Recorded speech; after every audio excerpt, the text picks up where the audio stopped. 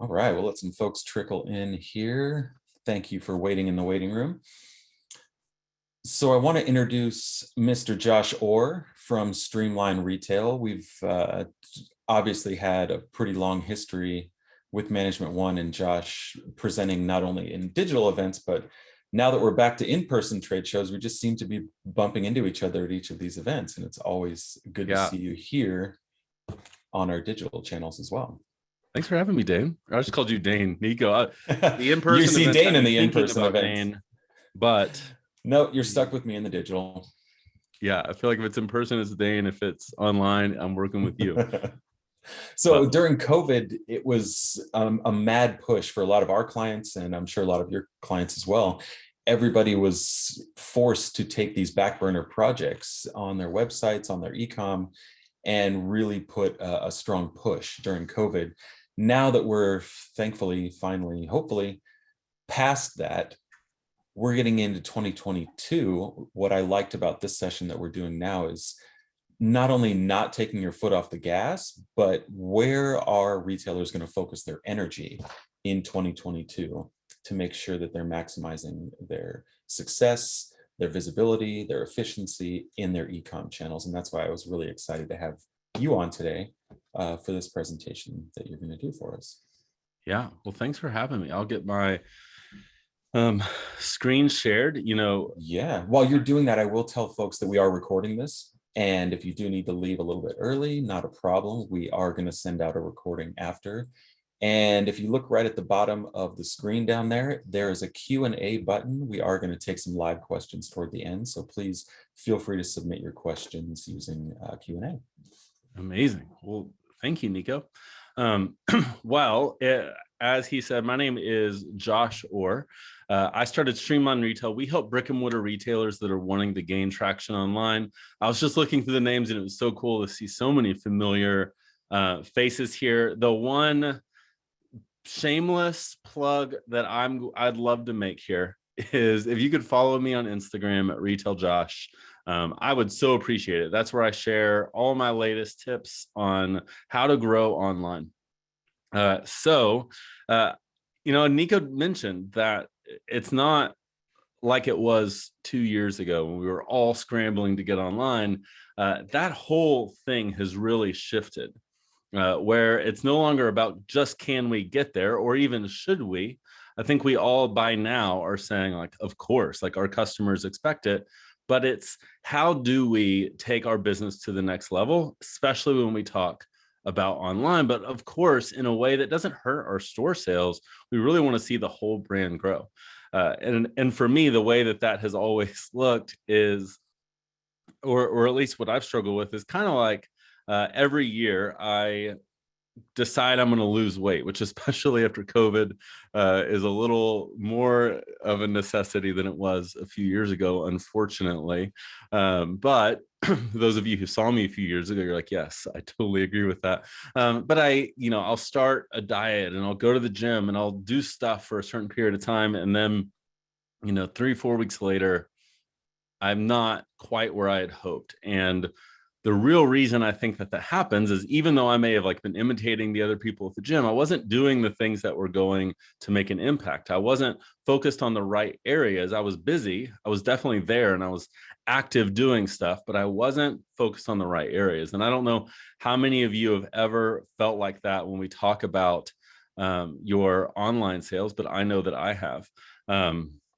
With that analogy too, Josh, consistency is big. When you're working out, trying to lose weight, it's not about the running and sprinting and then doing nothing for a week. It's consistency. And I would definitely say that the same thing applies to eCom as well.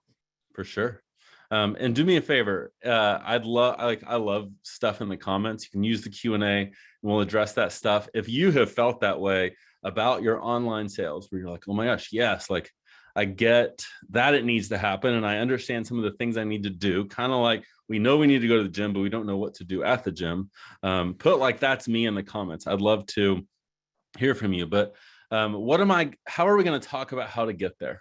Because that's why you're here. You're here to spend the next 45 minutes or so with us talking through how to grow your online sales. So here's what's ahead. I want to talk about one, why a beautiful site is the wrong goal, and instead, like where should we really focus? The critical mindset shift that you need to make, that all brick and mortar retailers need to make if we're going to grow online. And what are the three major things that we have to focus on? Really, like if you have any problems, it's going to be one of these three things. We want to talk about how to improve your SEO, but in a way that's not wasting time. Because I think a lot of us have probably spent a lot of time and energy there, but it doesn't really pan out, right? And then I want to help avoid this seductive one tactic promise. And so, does that sound good? If that is, like, put like a raised hand emoji or something like that. So let's first start with why a beautiful site is the wrong goal. A lot of people, especially when COVID first hit, some of us went and like did themes on our own or did DIY sites. Others, whether it be before COVID or after, went and spent a ton of money on sites with really expensive designers and all of that. This was a client of ours. Everything's been edited out. Everything's been edited out to show who it actually was, but they spent over $60,000 on their website, and their store that is $3 million a year has never done more than 10K a year online. And the problem was that even though the site was beautiful, it didn't focus on the right thing. And what is that right thing? Well, I would say that just like in your store, it is all about the experience. It is 100% about the experience that your customers have. A lot of us, we get a theme and we start filling it in and we let the technology dictate what it is that we are doing, but we don't ever actually think about, when my customer comes in, what is their experience like? But in our store, we're obsessed over it. So how do we do that? How do we kind of bridge that gap between our in-store experience and our online experience? Well, I would say we can start with the 4 W's, 4 things that we want to think about: who, what, why, and where. So really simple stuff. The first one is who. In store, a lot of us have been able to get away without really knowing our customer deeply because we're really nice. We're friendly. We can provide good customer service. We know how to make someone feel welcomed. But when someone walks into your store, what do we hope? We hope, one, that they feel welcomed. But what else do we hope? We want them to feel what? I would say we want them to feel like they're in the right place. We want our customer to land in our store and immediately be like, yeah, this is for me. And online, it has never been more important that our customers land on our home pages and say, yes, this is for people like me. So what is it that tells us that? Well, the first place to look is called above the fold. So back in the day, newspapers, like if you're standing at Starbucks and you look down at the New York Times as you're ordering, there's this section there above the fold, and all the copy, all the images, everything, its main job is to convince you to pick up the newspaper and read the rest of it. That's the purpose of that section, is called above the fold. And for the newspaper, that's the most important piece of their entire newspaper. Well, our websites are the same way. The above the fold section is when you land on a page on your phone or on your computer and you don't scroll at all, what do you see? This section is the most important section of your entire website, because this is where someone's going to land and say, yes, this is for me. Or we're going to quickly make that decision and click the back button. And that back button is costing more sales than Amazon or Shein or your competitor or any other business out there could be hurting us. It is that back button that's killing us. So how do we know if this is happening? Well, I love what's called a 5-second test. Turn your computer or your phone to someone who isn't super familiar with your store and let them look at your homepage on a phone or on a computer for 5 seconds, which honestly is about 4 seconds too long. But that 5 seconds, no scrolling, no clicking, no anything, just looking at that section. And from that little area, we should be able to say, who is your customer? What is your brand focused on right now? What do you sell? And they should know exactly, like, if I wanted to do something, what would I do? Is there that clear call to action? So that's that first thing, is making sure that we know our customer and we're making sure that they feel like they're in the right place immediately. Next, what are they thinking about? Or what are they excited about or preparing for? Knowing our perfect customer means that we know what they are thinking about. Our site isn't about us. Our site isn't a place to just talk about ourselves. Our site is a place to make our customers feel understood. So we can start to think about, okay, who are they? And then what are they coming to our site for? And why are they shopping with you? For most of us, if I really think about why are people visiting my site, would we be able to answer that question really, or help that person really, really fast when they get to our site? If people are visiting us because they want a gift for Father's Day, how quickly can they find gifts for Father's Day on your homepage or in your navigation or anywhere? Are we guiding our customers based on your biggest competitive advantage? I bet in store this is really easy, but are we doing the same thing online? And then where are they going to solve this problem? Whether it's with you or someone else, are we guiding them towards solving this thing that they're coming to you for? They're excited about an event, and they're coming to us because they trust us to help get their outfit or get their house ready or whatever that thing is. And then where are they going and how are we going to guide their experience? So to bring it all together, we want to focus on the experience that the customer has. The biggest thing I could recommend is first get pen and paper out. One of the mistakes that we make is we go get a theme in a theme store somewhere, we install it, and even though we have these grand ideas of how we're going to serve our customer online, it quickly becomes filling in the theme with what it wants us to have rather than the experience we want our customers to have. So instead, start with pen and paper and say, when someone lands on my page, what are the reasons that are going to be getting there? They're going to go, and what do they see first? What do they feel? Then if they want to click somewhere, where would they click? Why would they click on those things? And actually map out the experience on pen and paper, then go in store. Then take that onto your website. One of the things I love to do is think about the questions you ask in the storefront. That's an easy way to know how to build out your navigation or build out your curated collection. Someone comes in and says, hey, I'm looking for a dress for this weekend. We don't immediately say, well, shop new arrivals. Like, no, we don't just point to new arrivals. We say, oh, what for? Right? We want to know why they want this dress. Well, why would we not have collections similar to that on our website? And remember that when we look at these kind of questions, it's all about the intention for why we ask them, not necessarily the action. Meaning in store, we might say, what's the event for? That doesn't mean that we have a pop-up bot on the bottom of our website saying, what kind of dress are you looking for? Like, we do that through other areas. So don't worry about necessarily carrying over everything that you do in store to online. I hope so. Has this been helpful so far?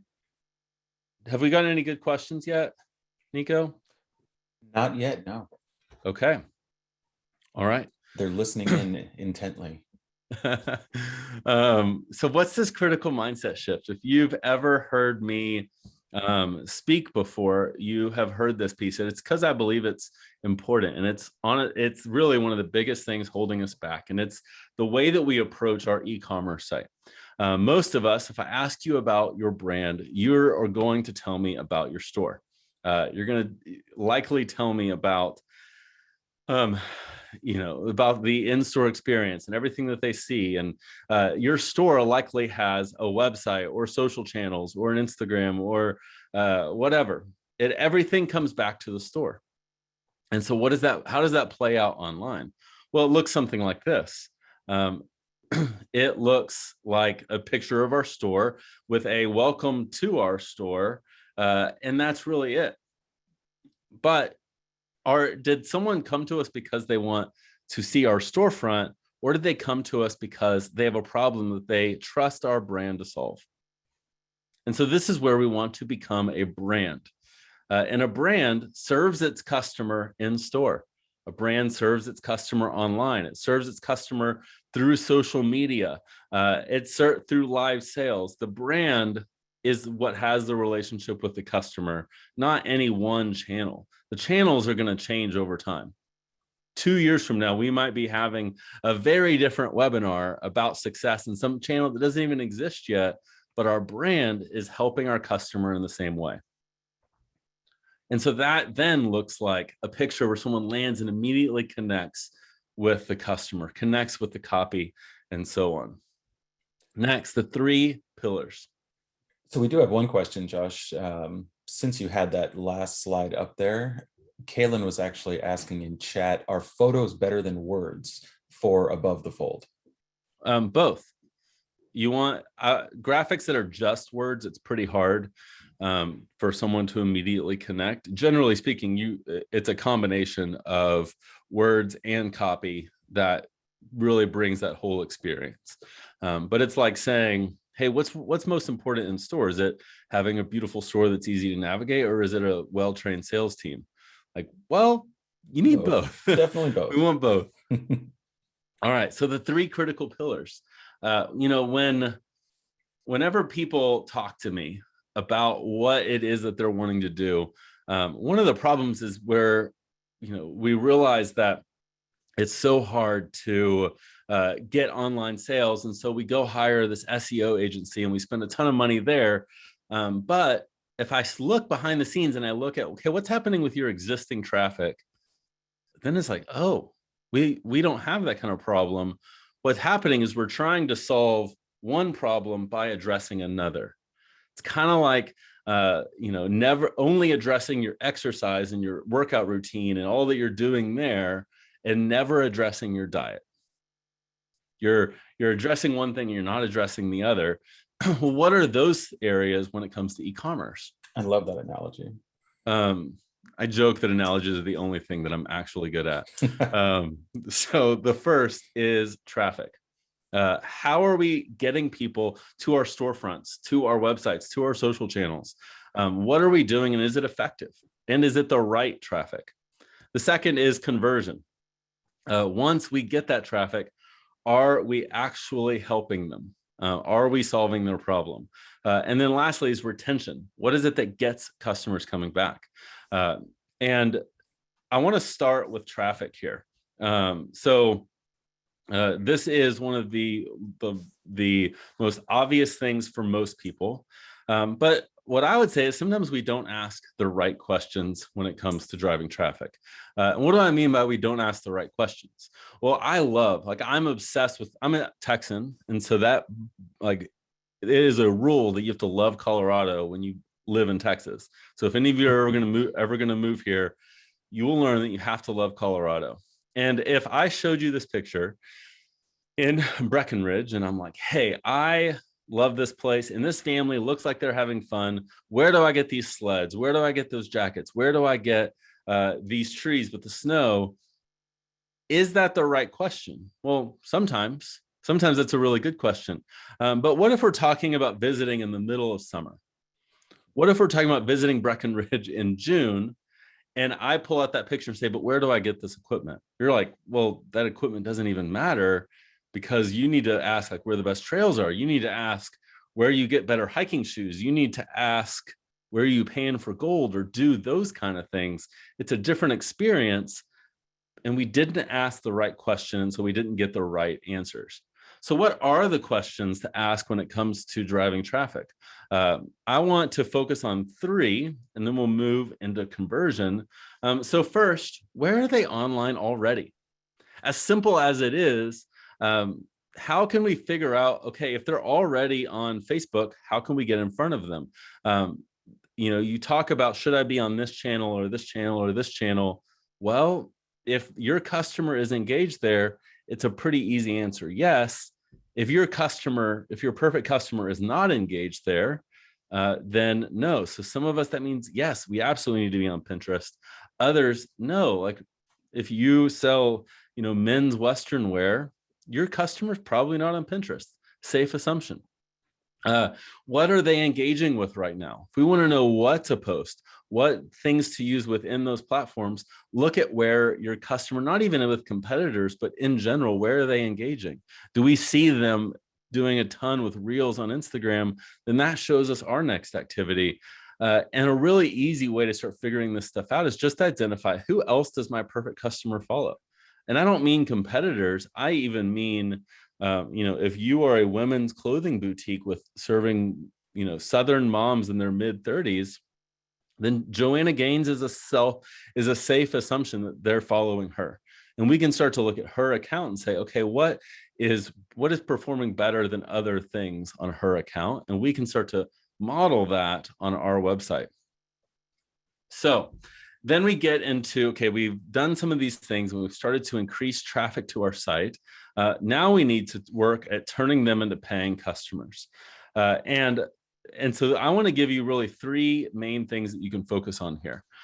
So obviously there's that first piece of they land on our site and they need to immediately know, like, I'm in the right place. This is for people like me.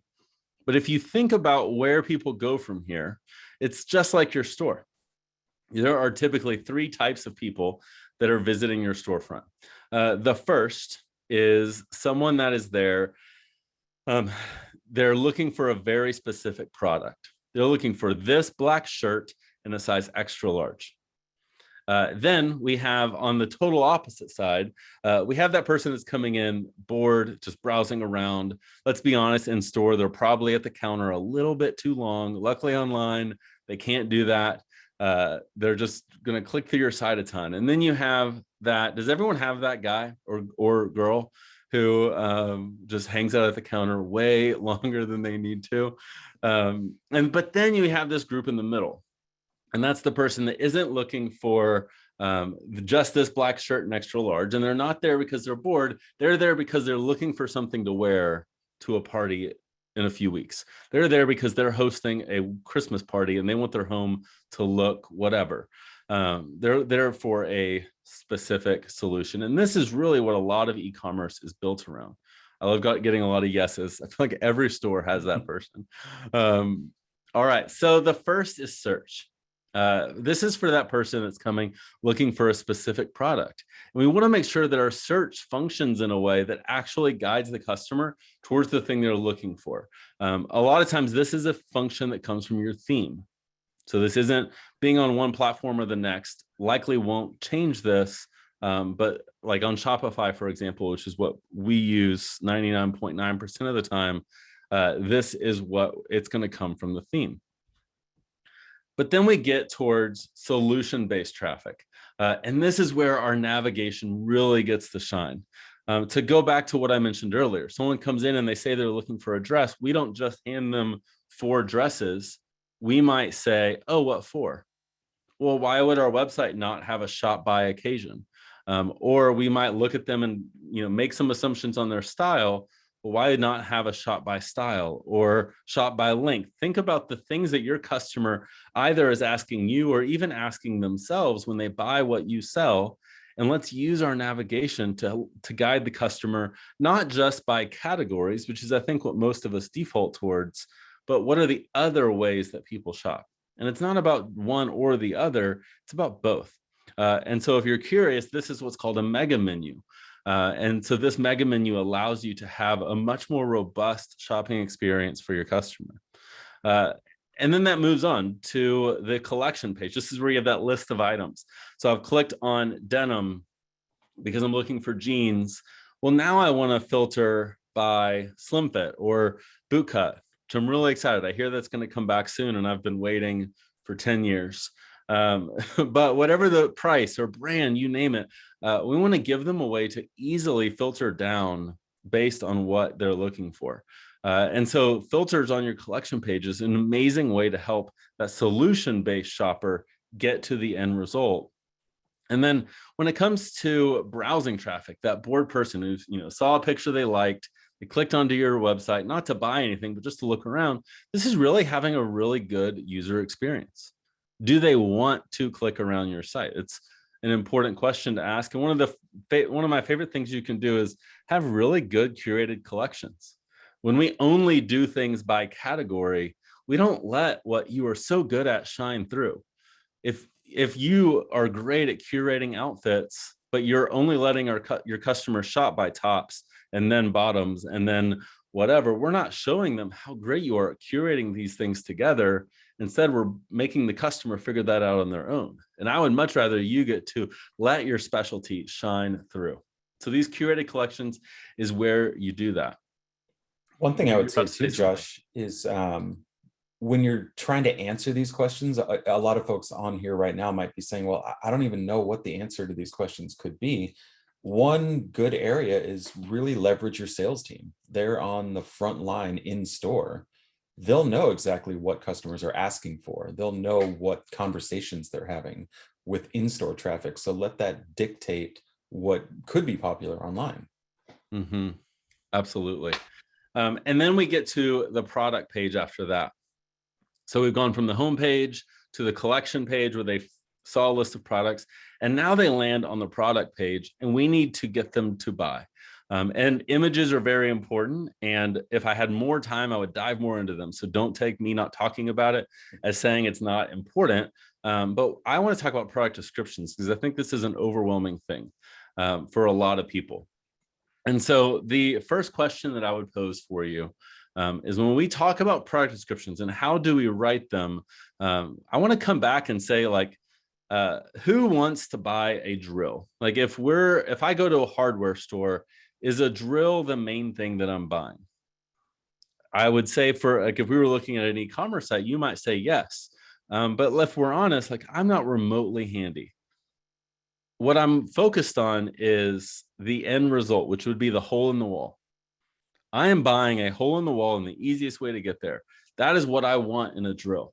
I don't care what voltage it has or what things go on it or whatever. I want it to be the easiest way to get a hole in the wall. That's what I want in a drill. It's what it does for me, not what it is. And when we write product descriptions, we always want to lead with, what does it do for you? 100% cotton, machine washable, cold, or whatever are good things to know, but those reinforce the decision they've likely already made. Most of us make buying decisions in a very emotional way. And just to be clear, if those of you are like, well, my customer is more logical than emotional, I think all of us buy things in emotional ways. Look at a Corvette. Like no one logically buys no one's ever like, I need to commute to work. What's the best vehicle I could possibly get from a commute to work? Let's get a Corvette. No, that's an emotional decision. There's an emotional interest in that. And that's what we want to hone in on. And a really good place to go for this, there's a guy named Ezra Firestone who I love for all things e-commerce. And he has a formula that's really good. And it's just one benefit sentence followed by 2 feature sentences. So you're going to feel blank, or something that's more, how are they going to feel once they have this? And then you can get to, okay, this is exactly how to do it. Next, we're doing okay on time. Actually, because we're doing okay on time, I want to show everyone what will be a game changer, because a question I get a lot is, how do I actually write all these things? And so I want to show you a tool called Jasper that has honestly changed my life when it comes to copywriting. So I'm going to show you how this works really quick. And all of you are going to say, why have I not known about this before? So if you've struggled to write copy for these things, you can go, Jasper, it is like a paid thing, but you go to templates. I'm going to click e-commerce. This is an AI copywriter.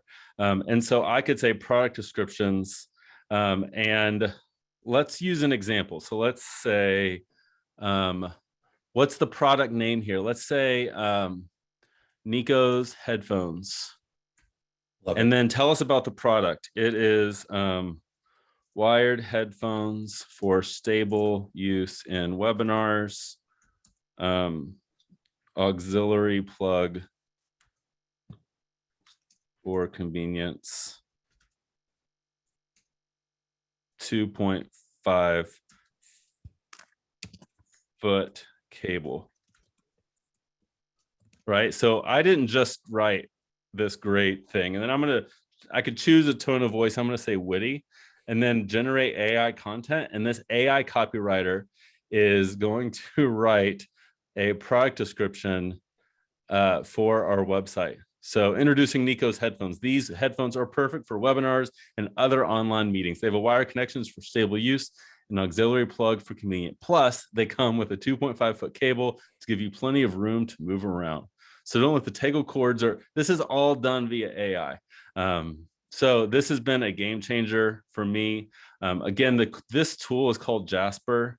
In transparency, the link I'm putting is an affiliate link. However, because I don't want it to be seen as me just trying to sell you on something, the name of this is, you can also find it at jasper.ai. Both of these are going to go to the same place. Streamlineretail.com/copy, or you can go directly to jasper.ai. Either one of those go to the same place. The top one in transparency is affiliate, but I've been using this thing forever. And I honestly, for those of you that are on e-commerce, I think that just saved you hours and hours and hours of time. It's a great starting point as well, just to get a good block of copy and then massage it to fit your brand for sure. One of my favorite things to do with it is to copy and paste product descriptions from our vendor into their description field, and then click generate content, and then it will then rewrite it in a different tone and a different everything. So that way we're using information already given to us, but not having to just copy and paste it. It even has some other cool things, like you can paste your own writing and then ask it to tell you what tone of voice it is. And so then you can even tell it to write in a tone that would be closer to your tone. I love the idea of using the vendor copy as a start, because other boutiques might just be doing copy and paste on their website, and then you run the risk of duplicate content flags from Google. So this way, yeah, it's a great way to personalize it for yourself. Yeah. All right. Why SEO is a big waste of time. When I talk to retailers, which I do every single day, I say like, hey, so why are you not where you're wanting to be? SEO is the most common answer that I get. And what goes into SEO? Well, a lot of things. It's the keywords on your site. It is things that actually have nothing to do with you, backlinks, stuff on other people's site, your site load time and how fast your website loads, your bounce rate, which I'm going to get to in a second, your mobile site exclusively. Not how your site functions and looks on mobile is the only thing Google cares about, and information accessibility. How easy is it for someone to find information? To do all of these things well is a full-time job. To do all of these things well is a full-time job. And I don't know about you, but I don't have the time or the resources, or do I care that much to do this full-time job? But instead, what if we went for a B? Would any of us here go for a B if I told you that it was like 10 minutes a week? So a B is 10 minutes a week and an A is a full-time job. I'm going to go for a B every single time. And so what things matter? Well, there are two main areas that I want you to pay attention to. One is your keywords. And there are four main areas that you want to make sure that you are maximizing when it comes to your keywords. And by keywords, I mean like the page title and the page description, which every platform has a place to customize this. One is your homepage. We don't just want to title our homepage the name of our business. We want to title it, Nico's Boutique, the place for men's apparel and accessories in Los Angeles, California. That would be the page title. And then the description would be a little bit longer, maybe mentioning some of his top brands and so on. Next is collection pages. Now, for a lot of us, we have, or category pages, whatever your system calls this, Shopify calls it collection pages. You don't have to do all of them, but your biggest ones, your brands, or the categories that are very impactful, a lot of us are just calling it tops, when what if we called it something that was actually what people might search for? And so what's your competitive advantage around tops? Cute, mom-friendly tops. Like that would be an example here. Or if you carry a hot brand, absolutely include the brand name. Yeah.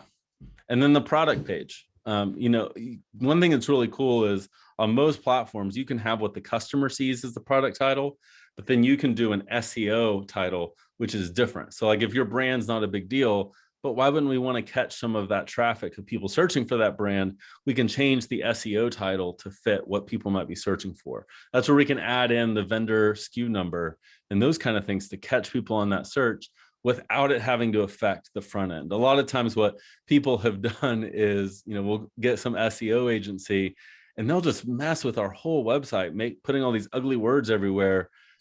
There are places that we can do that without it having to affect the user experience, which is the next big thing.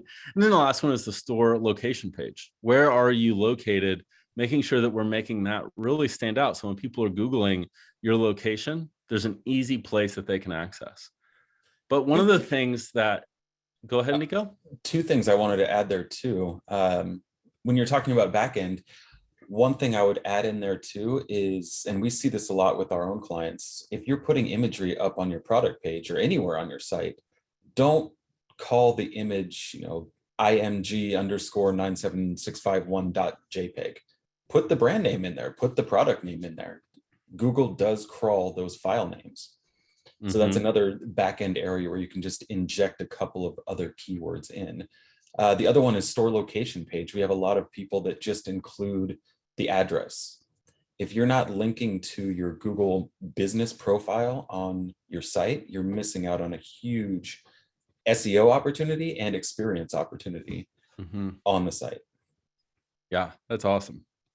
Now, one of the biggest things that we underestimate with our SEO is our customer experience. Anytime that someone invents something online and it gets eyeballs, marketers quickly show up and mess everything up. And we have to look at, okay, why does Google exist? Google exists because it wants you to have a good internet experience via Google. It wants you to go to Google and search for whatever, and Google needs to make sure that you are going to find exactly what you're looking for via their platform. One of the biggest ways, if probably honestly the number one way they measure this, is if I Google something. Let's say I search for inventory planning and I click on someone else's website and I land and I'm like, this is terrible, and I click back immediately. That hurts that website because Google says, oh, they're not providing the information that guy's looking for. Then I click on Management One's website and I'm like, oh my gosh, this is incredible. This is it. Why am I just now discovering this? Well, that's going to tell Google, well, hey, Management One's providing valuable information that fits what they're looking for. Well, SEO this is the single biggest thing impacting your SEO is when people click from Google onto your site. Do they stay there? So that bounce rate is something that we obsess over.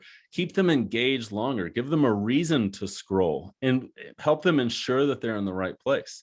When we don't focus on this, we cause them to click that back button, and that not only hurts the losing that one potential customer, it hurts future customers from ever finding you.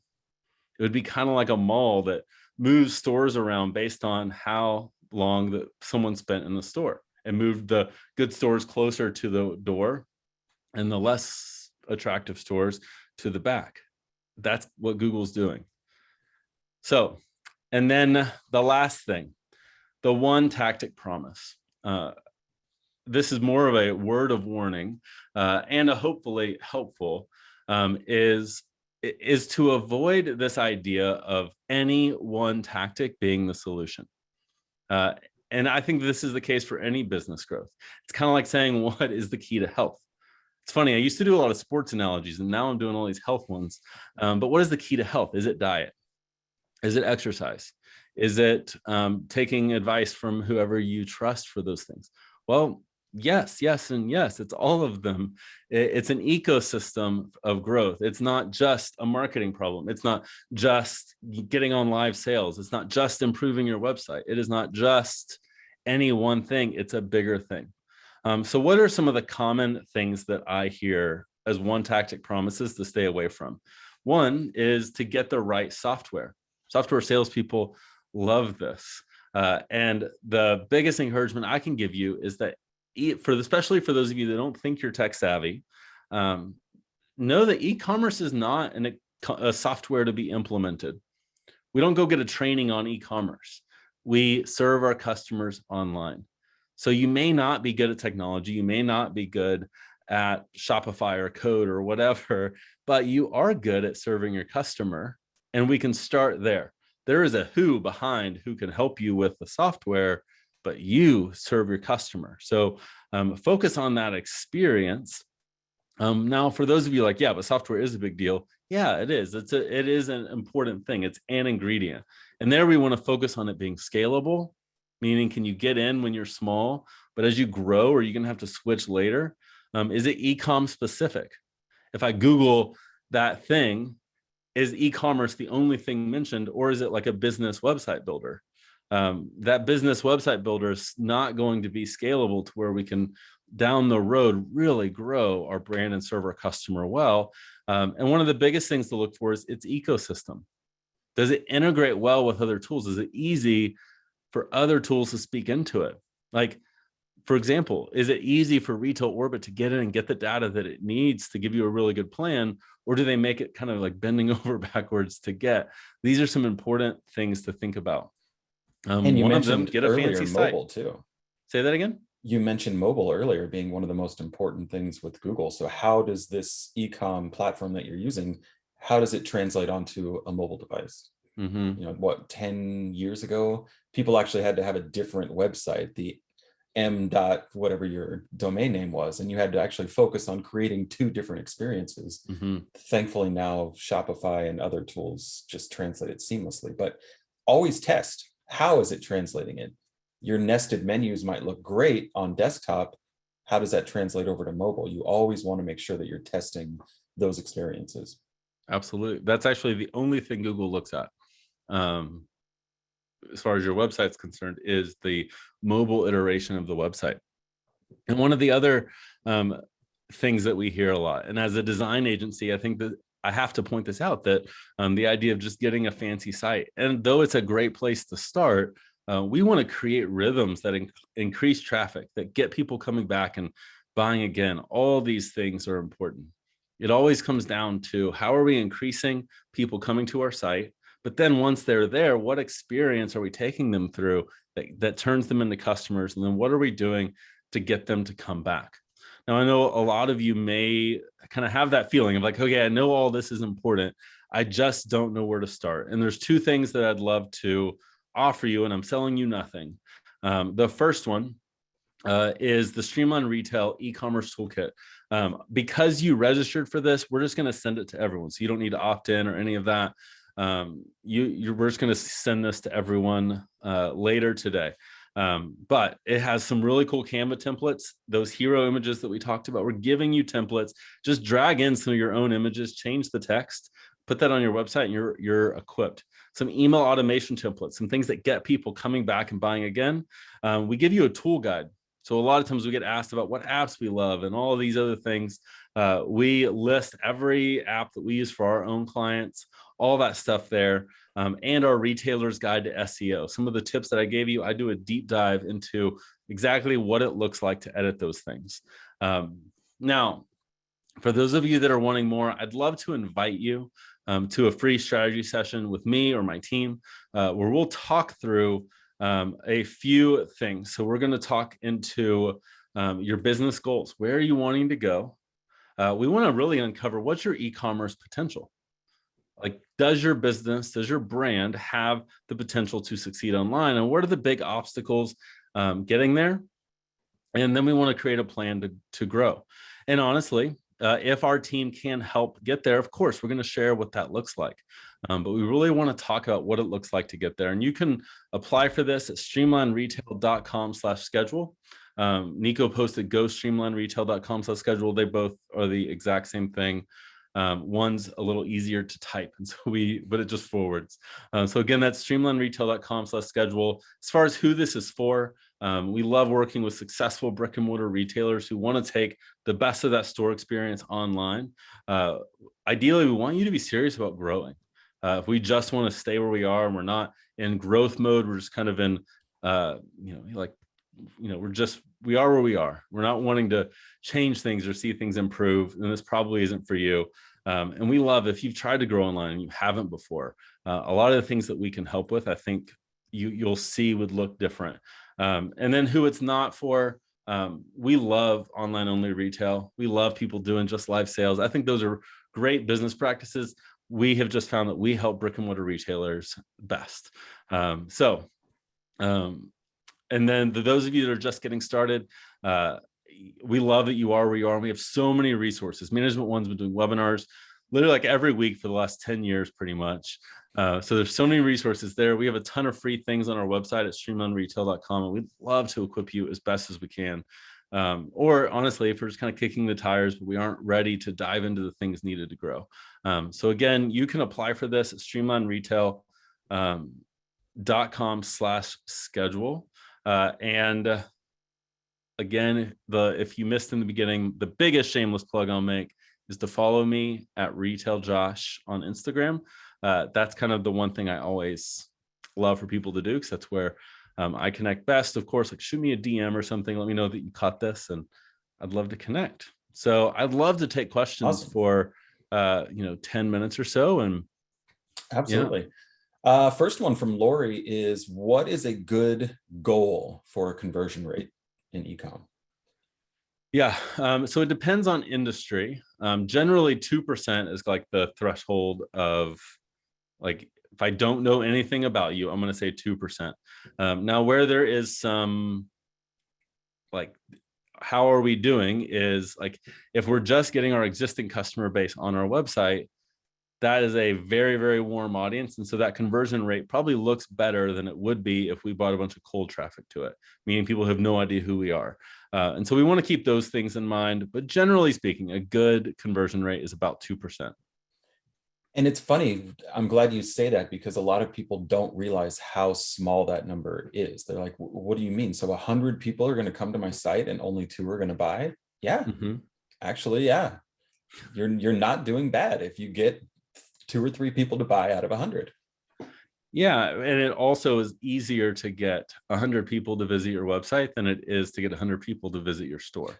Absolutely. The barrier of entry, how hard of work it is for the customer to drive to your store and make the decision they actually want to get outside is way easier than that, and so but that's why it looks so different. And I actually wanted to include, you said that you're not going to do a whole lot on imagery in this session. And I would agree, we could do a whole session on just imagery on eCom. The 2 things that I will say, the one I already said is naming the file with your brand and the product. The second one, and I see this a lot on websites, is diversify your imagery. I see a lot of lay flats on tables. Make it a lifestyle experience. Show what a model looks like wearing that product, especially dresses, footwear. Show how the fabric hangs on an actual person. And you'll not only get a better experience, but you will affect your return rate. A lot of people use eCom sites as just kind of a try, send it to their house, send it back. You'll actually reduce your return rates if you show a lot more lifestyle video and imagery of how the product is used. For sure. No, I love, when it comes to product photos, typically like in clothing, it looks different per industry, of course. But in clothing, it means kind of having a styled version where they're seeing the potential. It's like the best possible version of that thing. But then we move towards side profile, the back of it, an up close detail. If there's anything unique about the garment, showing an up close picture of those things. But the area where I would encourage you the most is our most successful clients. Every brand that we work with that's doing over 5 million a year online, 100% of them, I'm not exaggerating, use their iPhone for their product photos. 100%. Yeah. And these are major businesses. And honestly, the companies have iPhones that are used for photos. They have nice cameras. They all have that stuff. They've all tried it. And honestly, you're getting much better photos out of your iPhone than you are those things. And so don't feel the need to go out and buy really fancy cameras or equipment. You can get really good product photos as long as we learn some of the principles of good photos, being in good natural light and how to angle things correctly and all of that. Absolutely. Same thing with video as well. I mean, you have a portable video studio in your pocket now. And it's about Absolutely. authenticity too, especially with video. We mentioned this on our webinar a couple of weeks back when we were talking about social commerce. It's not just about the quality. I think people have become accustomed now to more authentic and less polished videos. It's not about having a production crew in your warehouse or in your store. Mhm. It's just about being real. People resonate a lot more with authentic imagery than polished imagery. Yeah. And I Yeah. And I think saw, Greg asked a question. I think we were answering it before you even asked it, Greg. He's saying he spends a lot of time taking his own product photos, which thumbs up. How important is imagery? I think it's like Josh so was saying, it's important. super important. It goes along with the whole ecosystem. Yeah, it's, I would say it's important on two sides. One is it helps the customer be assured that like that's the right product. But two, it helps you have a consistent look and feel that's on brand. You wouldn't let most of your vendors come in and merchandise your store. Why do we let our vendors merchandise our site? We want to show our best, put our best foot forward and show why are we good at what we do. And as small of a thing as it is, using these things, like using your own photos, is a way to do that. Now, for those of you that are just starting, it's fine. Like it's okay to use vendor photos, particularly when they can be consistent. In some Yeah, industries, the photos they give you are unreal. In some home goods, in outdoor, in alcohol, in these areas, the product photos you get from vendors are honestly probably great. But in others, like women's fashion and generally most fashion, it's hard to have a consistent look and feel that your customer is going to resonate with. If you're a boutique in the Midwest, but your vendor is using New York models that are 5'9" and look nothing like your customer is going to have a hard time resonating with that model like they would probably the person that you would have modeling things. absolutely. The other thing I'll say too, Greg, and to all the audience out, is when you're looking at imagery in your quest to get the perfect image, always make sure that you're looking at file size as well. Josh, on a slide way back, was talking about the 5-second test. And I know you were talking about more of the experience, but Google actually does give you a 5-second test. And I don't even think they give you 5 seconds. They give you maybe 2 to 3 seconds for that homepage to load. And one of the biggest offenders on slow page loads is that one banner image that you're putting above the fold. If you're anywhere in the neighborhood above 150 to 200 kilobytes, you're going to start to weigh down that load time. And I'm going to put, actually, I'll put this in chat. Google has a free page speed tester that anybody can type in your URL, and it'll show you exactly how long your page takes to load and what the reasons are for a slow page load. 9 out of 10 times, it's probably going to be the banner image. And I actually gave a talk over in Orlando at the ICBA show back in February, and we were talking about carousel images. A lot of brands tend to overload that above the fold page. They realize they only have a finite amount of area, so they try to load in 10 different slides that circulate. And one of the things that we were discussing there is after about the second, maybe third one, nobody's going that far. It's a waste of time and page load if you're putting in 5, 6, 8, 10 carousel images. Nobody's going to scroll that far, and you're just weighing the page down. Yeah. And I did put in chat, yes, this is being recorded. Kay was asking if we're going to send this recording out later. Perfect. Well, any other questions? So one question here, for people that are just starting out online, is it a good practice for them to use their in-store traffic as a base to start their online audience? Absolutely. One of the most interesting things I've learned, I learned this in a partnership I did with Shopify a few months ago. We were doing some work together.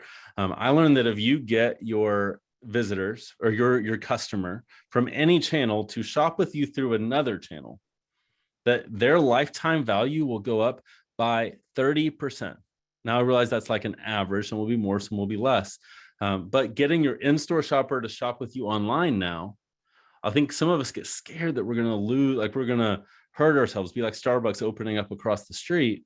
But instead, what it is when your customer says, hey, I want to go in store, where do they go? They go to you.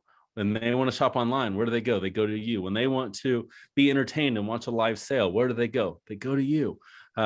Anytime that we can point our customers to another sales channel, it actually helps, rather than I think the thing that we're scared of, which is that it's going to hurt it. So yes, absolutely. Email your in-store customers and get them to go online. In fact, do cool things like give a discount code to your in-store customer and say, hey, we appreciate you shopping in store. Shop with us online also. Give a discount code for in-store things to your online shopper that's local, saying, hey, have you been with us in store yet? Come check us out. Here's 10% off your first visit with us. These things can be really good ways to grow the brand at large, not just any one channel. Absolutely. One thing that we preach here at Management One is keeping a regular supply of fresh goods flowing through the brick and mortar store. And I think that would also apply online as well. People don't underestimate the number of people that are going to return to your site. And if your imagery and your assortment on the homepage is exactly the same every single time, it's going to become stale to them. So just like keeping fresh goods at the front of your brick and mortar store, make sure you're constantly cycling in those new and fresh goods online and just giving people something new to look at. Yeah, that's good. And that was actually our last question. Perfect. Well, again, for those of you that are still here, grateful for your time. Follow me on Instagram at Retail Josh. You're going to get an awesome free toolkit in your inbox later today. And then if you want to connect, if you want help getting a pathway forward, you can apply for a free strategy session at streamlineretail.com/schedule. And Nico, thank you for having me. It's always great to be with Management One. Your people are just the best. One thing I didn't mention at the very beginning when I was introducing you is you are also a Management One retail expert. So Josh, in addition to knowing all of the ins and outs of your eCom experience, Josh can actually get way deep into your retail finances as well. Just a little side bit, added benefit. But Josh, thank you so much for taking the time with us. And for folks that did have to leave early, we are going to have this posted on our YouTube channel later today, and we are going to send out a recording to everyone that registered as well. And on our YouTube channel, you can check out, as Josh mentioned, all of the other dozens of webinar sessions that we've designed. And if you have one in mind that we haven't done yet, feel free to reach out to us. Go to management-one.com and just drop us a line and say, I would love to have a session about X, and we're happy to do it. All right. Well, thanks. Thank you so much, Josh. See ya. Thanks all.